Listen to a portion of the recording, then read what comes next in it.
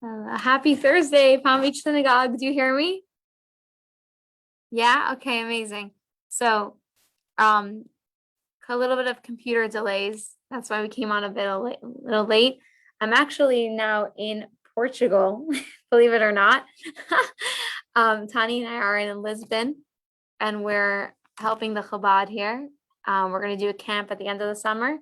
And until then, we're just going around Portugal and meeting different Jews. And yesterday we were in a place 2 hours away from Lisbon.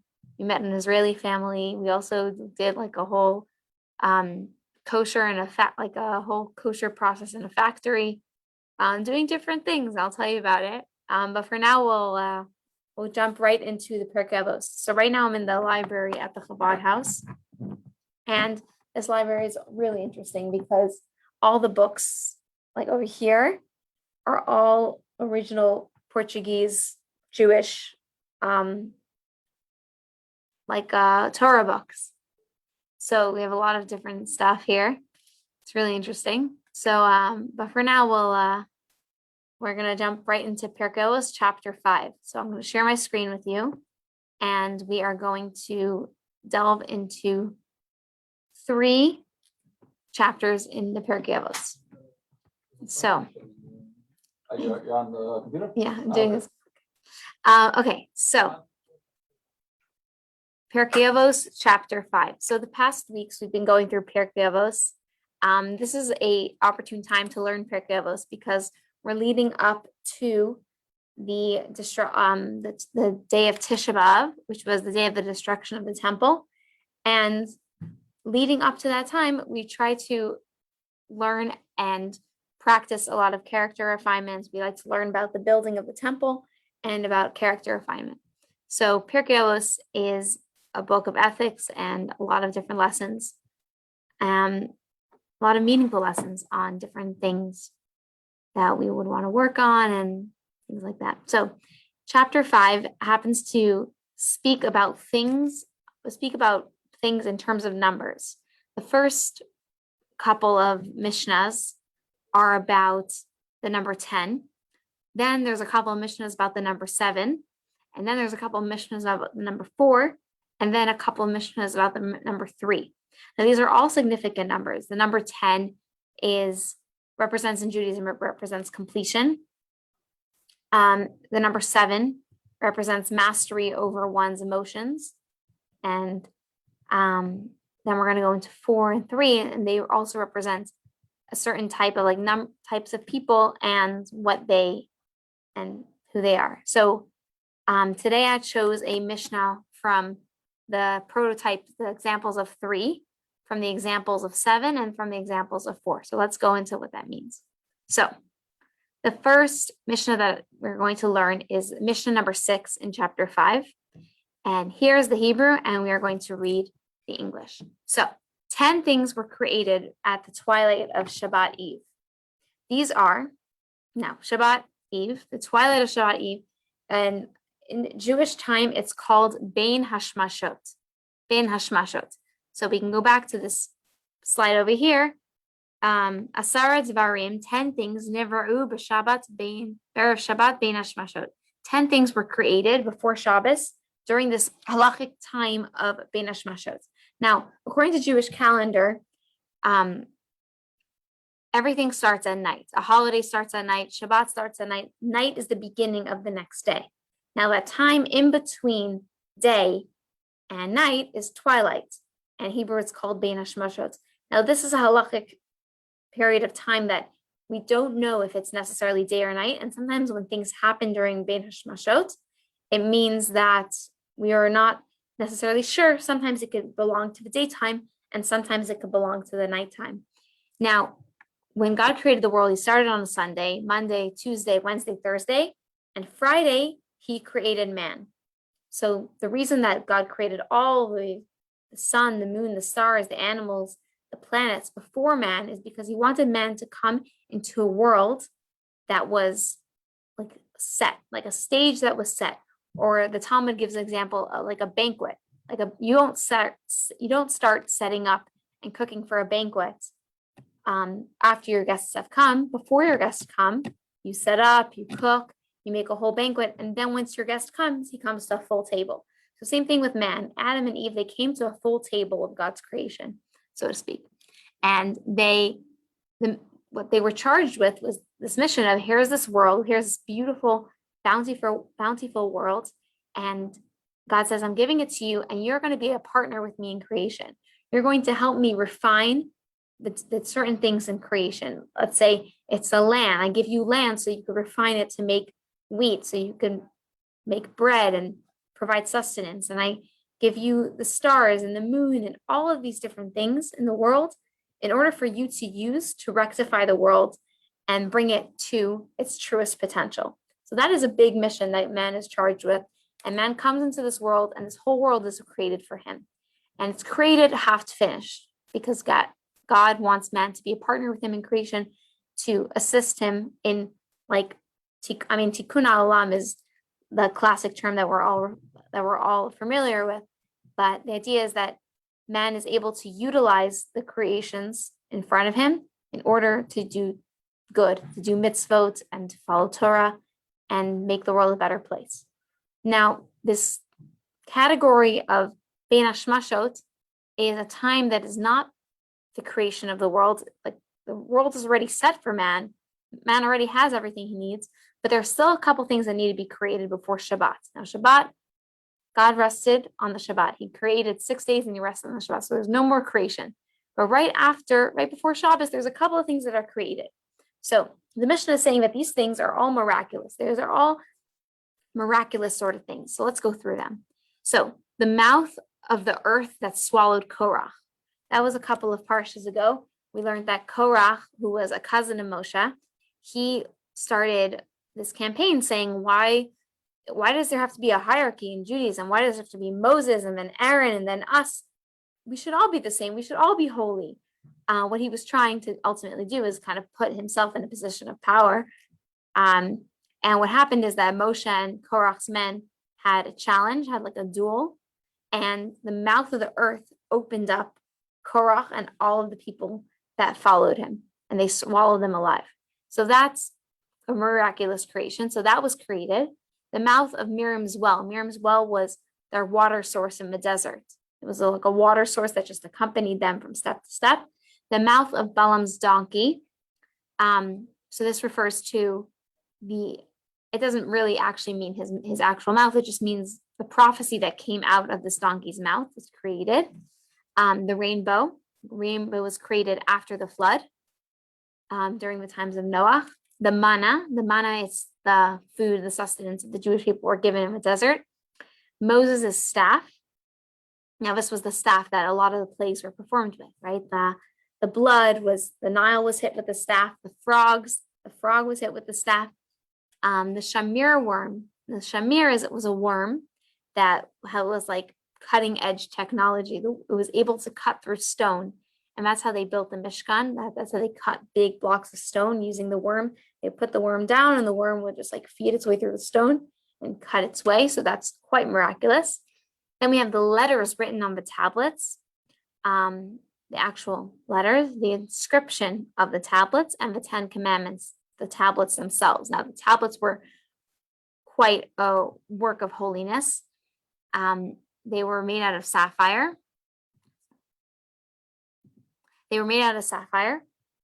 And the words were engraved, but the way that they were engraved is that on both sides we were able to see them. Like a lot of times when things are engraved on one side, they face you, on the other side they're the opposite.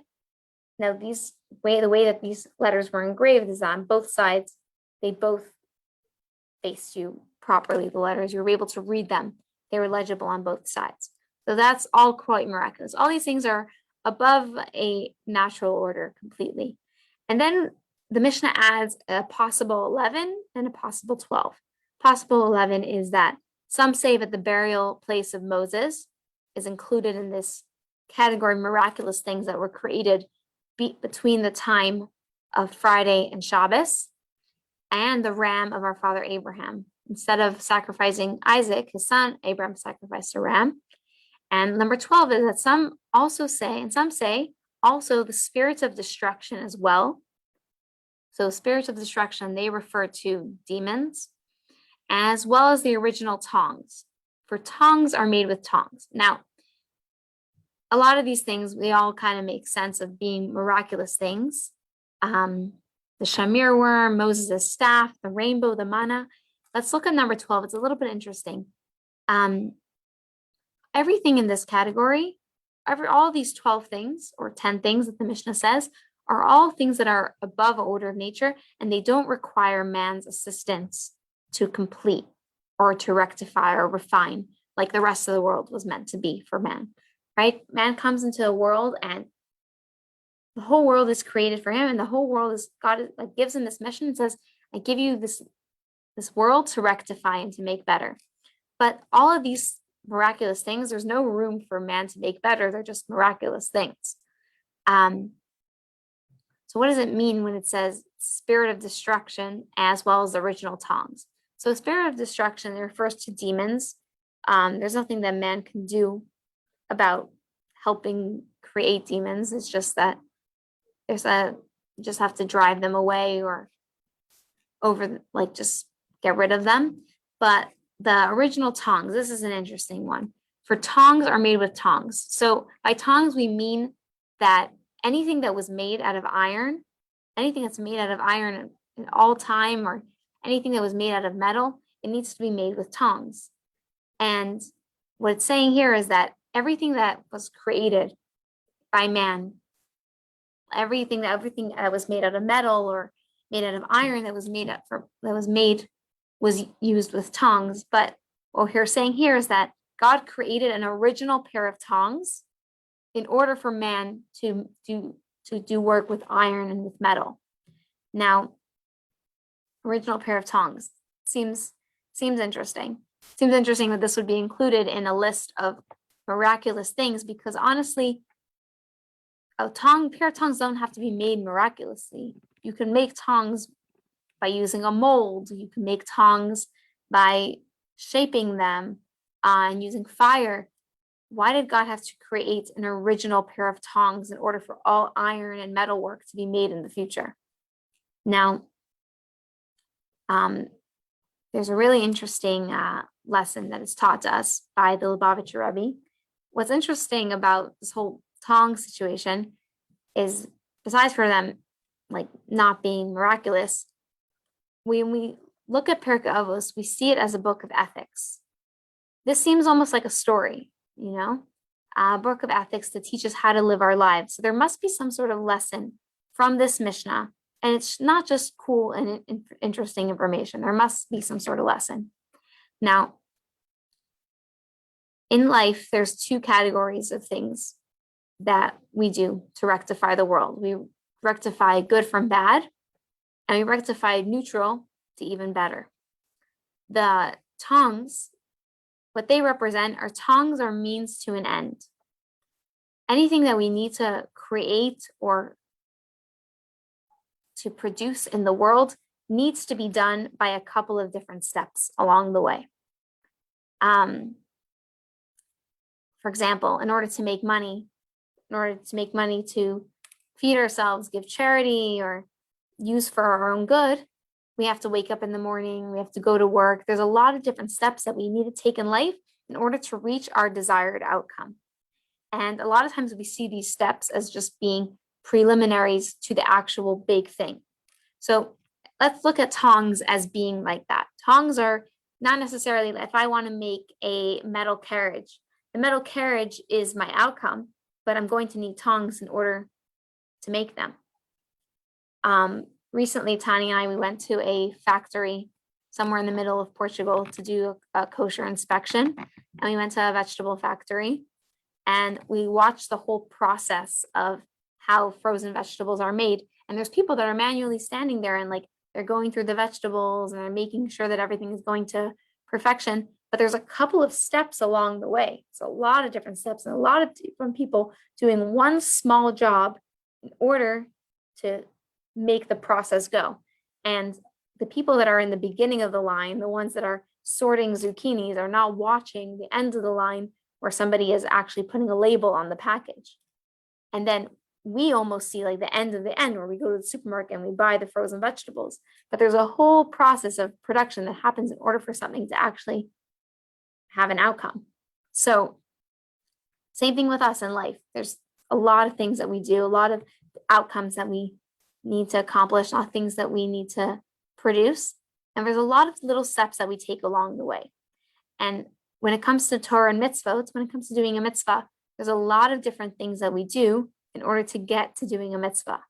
One thing could be the utensils for a mitzvah, right? If we're making a mezuzah, need to get the parchment, need to skin the parchment, need to make it fine, make the ink for the parchment.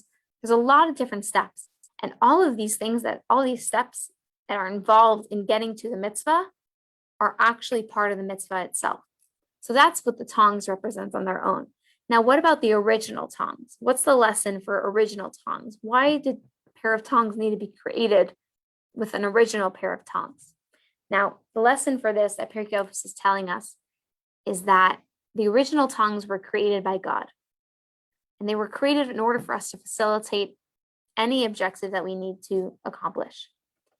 The original tongs represent, as a lesson for us, God's divine will, doing things with the intention of doing good and doing this for the reason that God wants us to do it.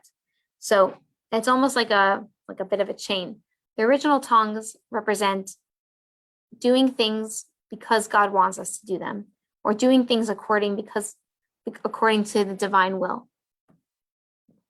The message that the Mishnah is saying is that these original tongues were created to teach us that no matter what we do, any mitzvah that we do or anything mundane that we do in life, along the way, we are able to make it into a mitzvah or to refine whatever we do when we live with a mindset that we're doing something because God wants us to do it.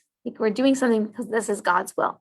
And when we live with this mindset, then anything that we produce, even if it's not the final outcome, everything is just almost like lights up along the whole way of things that we do in order to get to our final place, our final goal. Everything that we do, because it's driven by wanting to do God's will, it's all special and it's all important and it's all included in the mitzvah. So whether this is a mitzvah itself or whether it's anything just mundane or doing anything casual or normal or usual that we do, when we live our lives with a mindset of we want to do God's will and we're in this world because we're doing God's will, and everything that we do, every step that we take, it's not just random, it's not arbitrary.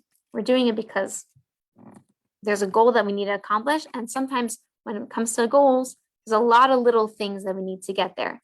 When it comes to producing anything that we want in life, right? Anything that we want that takes a lot of hard effort and a lot of work, we have to take small incremental steps to get there.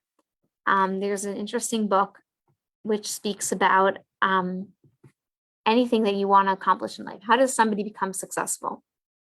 And the message of the book is that becoming successful doesn't come with big changes. It doesn't come with big steps. It comes with small little incremental steps that you do every day out of habit, out of practice, and you just continue doing them. And then finally you achieve your goal. If you want to start a business, the way that you start a business is not by one day putting in a ton of effort and opening up shop and making all your produce. It happens by one day doing this small thing and one day doing that small thing. All these small things finally lead to the final goal. So same thing with a mitzvah. There's so many different steps that we take to do a mitzvah, but what gives them their life and what gives them the vitality to become part of the mitzvah is by living with this mindset of every step of the way and doing things with God's will. So let's say the tongs represent all the little steps we take. The original tongs, the ones that are making what's really driving the force behind everything, is this knowledge that God is with us. And yeah, we just have this in mind, that we want to do God's will. God has a plan for us and he wants us to be a partner in it. And when we have this mindset of doing God's will, then everything that we create just becomes beautiful and divine and all part of a purpose. So that's the first Mishnah, just teaching us about doing things and living intentionally, living with the intention that everything that we want to do is according to God's will.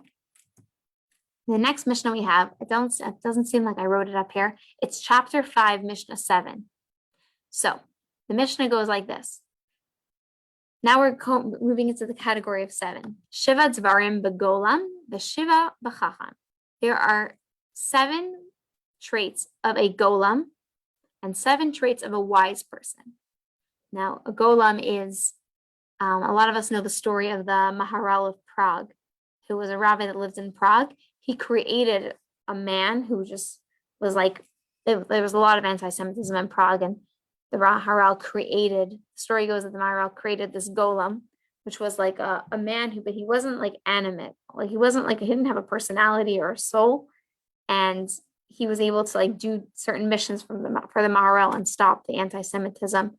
He was a big guy. He was made out of mud.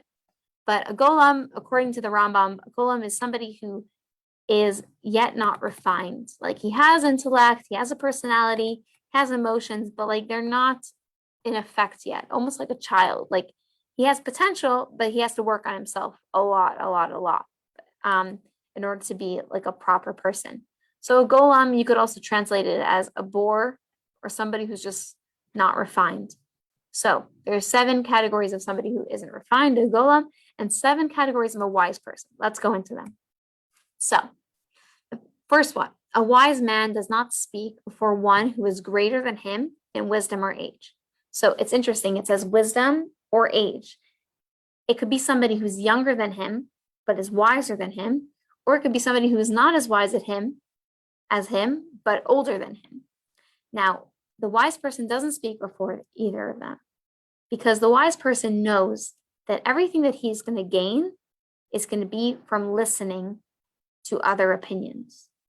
So whether it's somebody who's older than him, it's disrespectful to speak before anyone who's older than you. And whether it's somebody who's younger than you.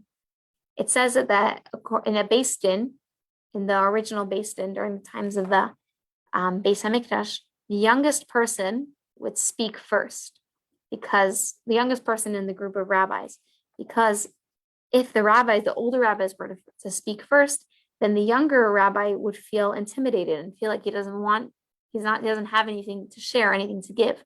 Well, by the youngest person speaking first, it allows the older rabbis to listen and to almost like develop, oh, this is interesting. This is a new train of thought. This is like young, fresh thinking that we haven't thought before.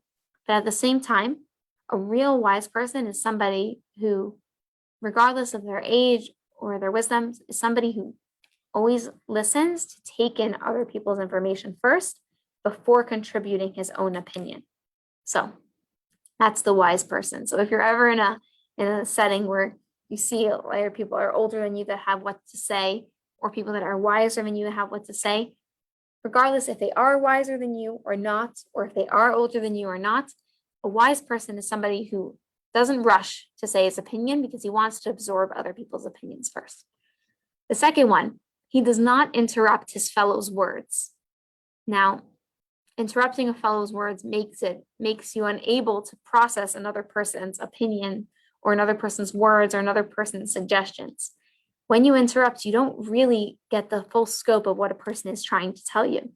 So by not interrupting, the wise person is allowing himself to absorb the person's words, to allow them to like ruminate in his mind, and then able to give his opinion.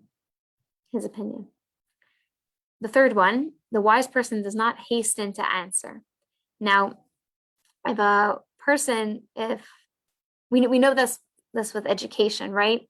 If a teacher gives back an answer too quickly to a kid, the kid doesn't feel like what he said was really understood by the teacher. So not hastening to answer is in order to make other people feel and respected and valued and feel like you understood what they're trying to say, or what they're answering you could be a lot bigger than just the simple question that they're presenting. So a lot of times when people ask us a question, we take it in on surface level, but if we think a little bit deeper and for a little bit, we could notice that what a person's answering might come from a sensitive place or could really be behind another question. So not hastening to answer is something that the wise person does, because he wants to really understand, where is this person's question coming from? Now, the fourth thing that the wise person does, his questions are on the subject and his answers are to the point. Now, when it comes to answering questions that are to the point, the wise person doesn't give the impression to other people that he has some sort of like agenda that he wants to push or something that he wants to get across the table. Whatever is presented to him, that's what he will answer. He's answering out of full humility. He's answering a person coming from a place that I'm ready to hear what you have to say. I'm ready to hear what you want to like. I'm ready to hear out the kind of answer that you want to hear. And the wise person is able to answer a question properly and answer in a way that the person feels like that the student or the other person feels like he really understands my question. He really gets what I'm trying to say. Number 5, he responds to first things first and to latter things latter. Now, this is something that shows up a lot in the book of Bereshit. In the book of Bereshit, there's a couple of Rashis. Rashi comments on a couple of stories where the right thing to do is to answer the first questions first. The first example that we see this is with Rivka. Rivka by the well. Eliezer, who's Avram's servant, comes to find a bride for Avram's son Yitzchak, and he meets Rivka. And he asks her a couple of questions. Where are you from? What's your father's name? What's your name? And Rivka answers all these questions in order. She's bombarded with at least 3 or 4 questions, but she answers them all in order. And Rashi says that this is a very good trait. A couple of chapters later, we see this again in the Torah, where Yaakov is about to meet his brother Esav, his infamous brother Esav, for the first time in a long time. And what he does is he sends messengers to Esav. Esav sends messengers to him, and they also bombard Yaakov with a couple of questions. And Yaakov always answers first, second, third in order. Now, the reason for this, why this is such a praiseworthy thing, is because a lot of times questions that are just presented to you, you want to answer certain questions over other ones. Sometimes certain questions might be easier to answer, and some questions might be harder to answer. So you'll go immediately to the answer, questions that you know the answers to. But the proper thing to do is to answer all of the questions in the exact order. That's a trait of a wise person, because he's able to give each question its time and space and its attention. The 5th thing that the wise person does is he responds to first things first and to latter things. Number 6. Concerning what he did not hear, he says, I did not hear. Now, this is a really big one. This one resonated with me a lot, because I find that in today's day and age, because there's so much information, a lot of times it makes us feel like we are experts on certain things that we may not be experts to. Or when it comes to news, the news is so flashy and it's always there and it's always constant. And news is like telling us this is how it is. And then we take that information and we say, we know the opinion. We know exactly what happened in this situation, in this story. But in reality, we don't know the full picture to a lot of things. And to really truly say from a place of humility, this is what I've heard, but I don't know the full picture and I don't really know everything. I don't have a full answer because I don't have a full picture, comes from a real true place of humility, rather than just jumping and saying, oh, I know the answer to this. It takes I think it takes a lot of strength and of character to say, you know what, this is something that I'm not an expert on. That's what's one of the things that the wise person says. He says, when it comes to things that he actually does not know, not things that he just says out of doesn't want to say because he doesn't want to, put his opinion in, but when it comes to something that he does not know, he admits fully, I don't know. Number 7, he concedes to the truth. Now, even when in your own mind you have so many logical explanations to maybe why you're right, or at the end of the day, when a wise person sees truth, he admits to it. He sees it right away and he says, this is truth. Now, it's interesting, the Mishnah ends with the boar, the reverse of all these is the case. That the boar, it doesn't actually go through, the Mishnah doesn't go through the opposite with the boar, which is the Mishnah is trying to do something positive. The Mishnah is trying to do some sort of positive reinforcement and not negative reinforcement. Now, these are all lessons for us to learn. So the Mishnah is not trying to point out to us like, oh, maybe you might not do this or you might not do that. The point of the Mishnah is to teach us that there are 7 character traits of a wise person, and the boar does the opposite. Whatever that means, the message is for us to try to adopt these traits of a wise person. Now, a lot of us might know people that are like the wise person. You know, a lot of like people that we look up to in life as being wise, whether it's our grandparents or whether it's, I actually thought about a couple, when I read this Mishnah, I thought about a couple of people in Shul that reminded me, a couple of people that I'm really so fortunate to have grown up around, that have taught me these lessons. So yeah, there's a lot of people that live by this, and I'm sure all of us either live by some of this or try to, but the goal here is to tell us that we all have the ability to be self-aware and to know that these are all steps in a process of character refinement. So yeah, these are the traits of a wise person. Now, the next Mishnah, we're going to go into the number 4. Arba midot ba'adam. There are 4 traits, there are 4 kinds of people, 4 kinds of character traits of people. Let's go into English. Now, these 4 types of people, if you glance at it, it looks like it's speaking mainly about charity. But it's not only speaking about charity, it's speaking about generosity in general, how people give and receive generously. So yes, we can think about it in terms of money, but it really could be all types of generosity, anything that you're trying to give to another person. Because generosity doesn't only have to be with money. This Mishnah is speaking about 4 types of people that are doing the right thing. All of them are doing the right thing. There's nothing against Torah that they're doing, but the way that they express themselves could be positive or negative. Now, Pirkei Avos is not a book of mitzvot. It's a book of character traits. So yes, there are mitzvot to do the right thing and to do this and to do that, but a lot of these things that are written in Pirkei Avot are things that are what we need to work on inside and how we need to work on in speech. So these 4 types of people are people that are expressing themselves either positively or negatively. So let's see each one. So the first one is one who says, what is mine is yours, and what is yours is mine, is a bore. The Hebrew for this is am haaretz, is an ignoramus. Now this is like communism, this line. What's mine is yours, and what's yours is mine.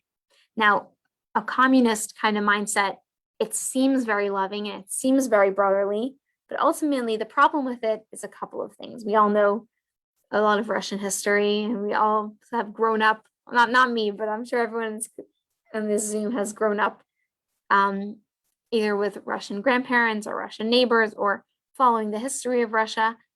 Communism starts out as being very positive and very brotherly, but at the end of the day, it's a problem because of a couple of things. Number one, it's a man's intuition, it's a man's nature to like work hard and achieve something, and to put your own effort in, and to watch something that you have created grow, and then watch the fruits of your labor. What this ends up doing is just squashing that person's drive, squashing a man's drive, and then it just becomes hurtful at the end of the day. Another thing is that the person that says what is mine is yours and what yours is mine might be of a more generous spirit and might give to the other person more. But the problem is that he automatically expects the same in return.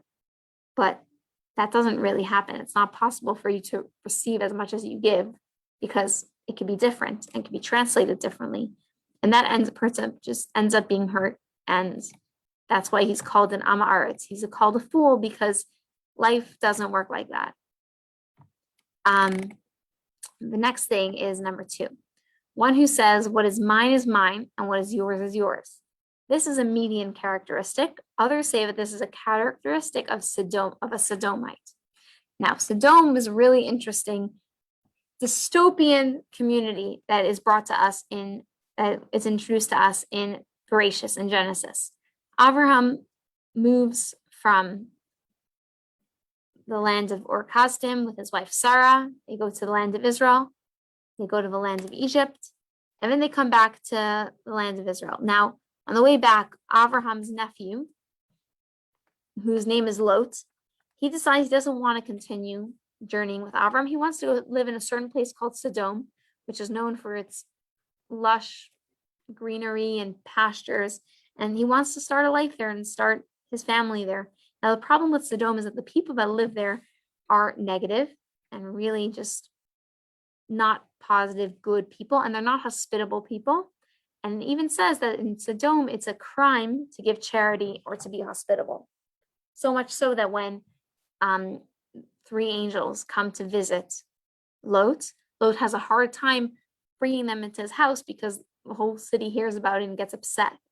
And the Torah tells us a couple of things that were like natural and characteristic of Sodom, to hurt people that were generous, or to hurt people or charge people as guilty for giving charity. So a characteristic of Sodom is somebody who says, what is mine, and what is yours. So on a very level-headed idea, looking at this just straight up, it makes sense. What I produce is mine, and what you produce is yours, and that's it. But ultimately, the problem with that is that even though you might tell yourself that, eventually what happens down the line is that it just breeds stinginess, and it breeds the opposite of generosity, and it just makes people more closed and not into giving and reaching out and extending into other people's, just not caring about other people. Because what happens is you just start caring for anything that belongs to you, and just start care with your things and what you need to do and what's happening in your life, and not necessarily caring about what's happening to other people. So that's a characteristic of Sodom, where every person really just lived for themselves, lived on their own, and didn't care or didn't extend themselves to caring about other people.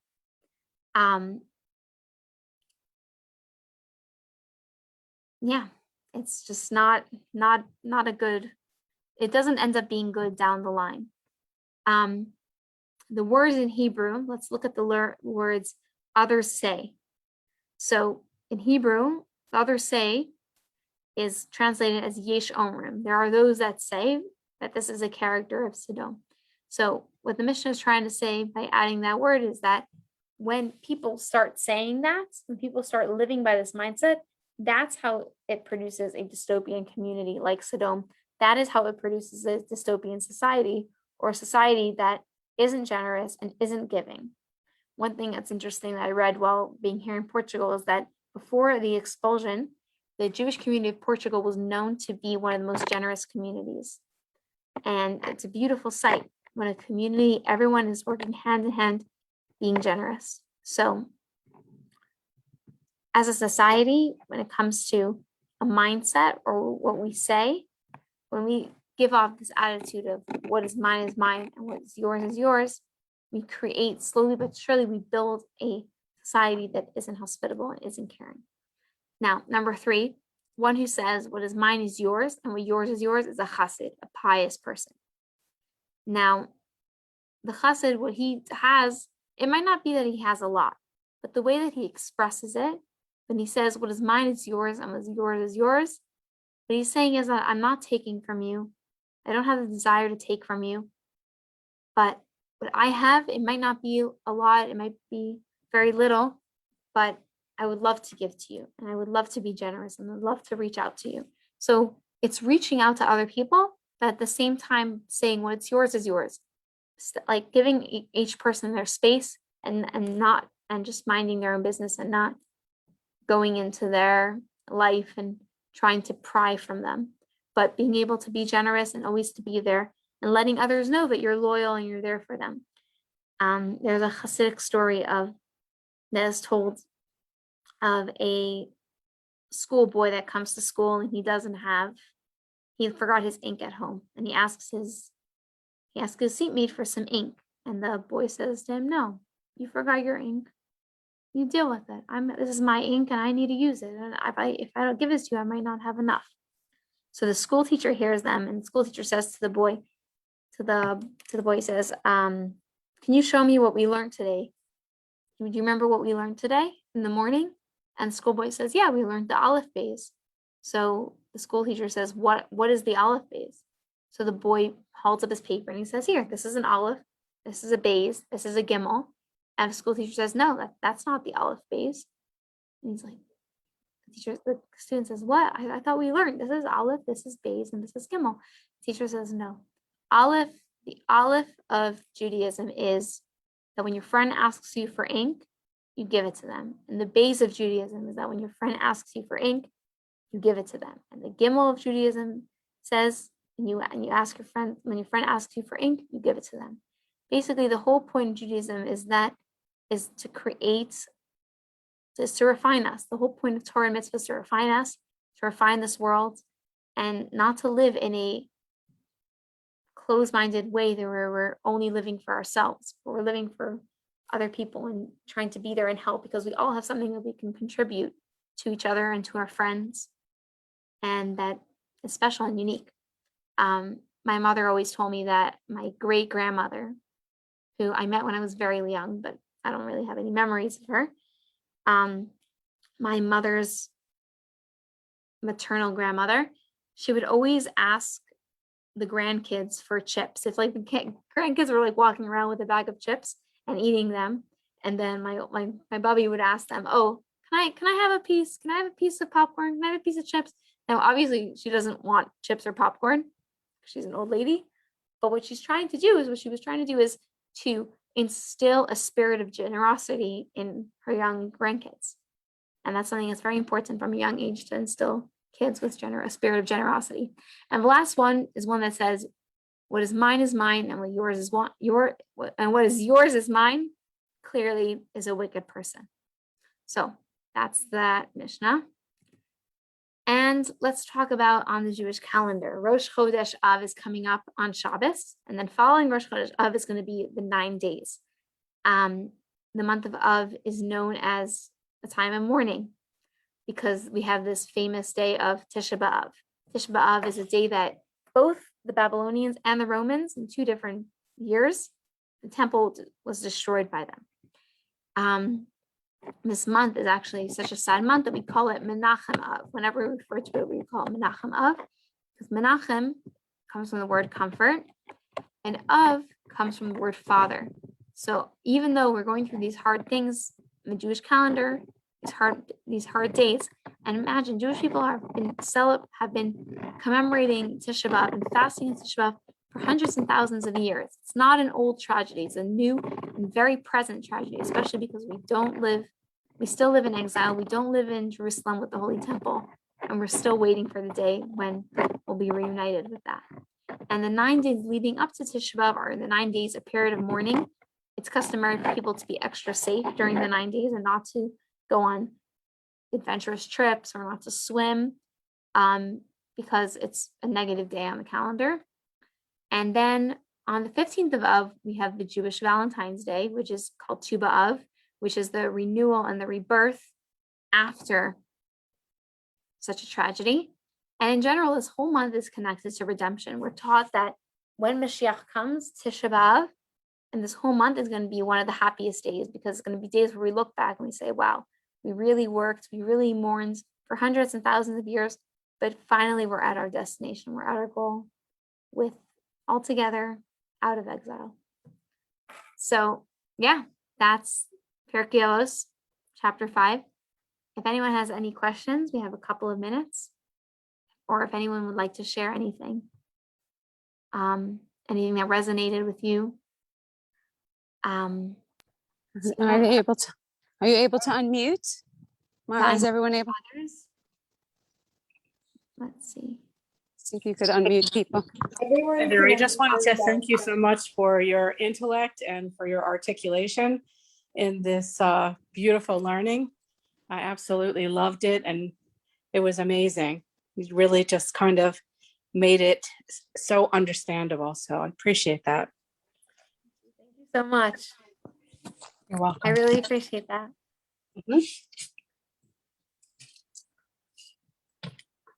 Anyone else have anything to share or to ask? Any questions? Miriam, you always have something to share.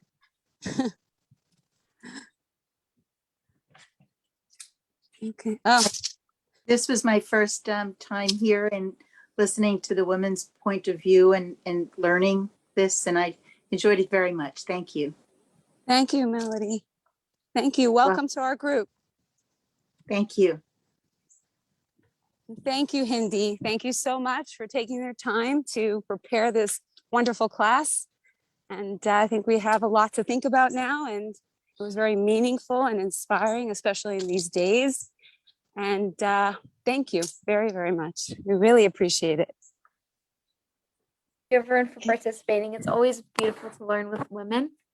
And yeah, regards.